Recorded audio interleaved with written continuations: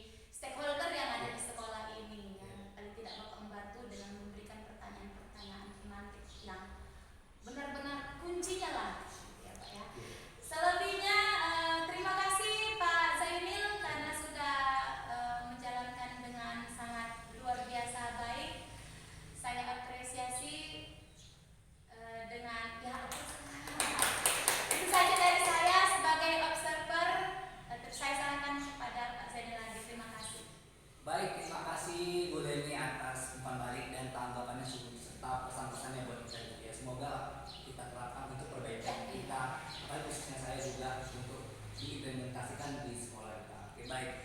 Baik, akhirnya rangkaian kegiatan seperti si akademik sudah selesai, yang mana dimulai dari kegiatan pra-observasi, observasi kelas, dan percakapan pasca observasi. Saya ucapkan terima kasih sebanyak-banyak kepada Ibu Leni, Sri Rizky, Baca Ibu, dan juga Ibu Mariati Siregar. Dan saya akhiri, Assalamualaikum warahmatullahi wabarakatuh. Selamat siang.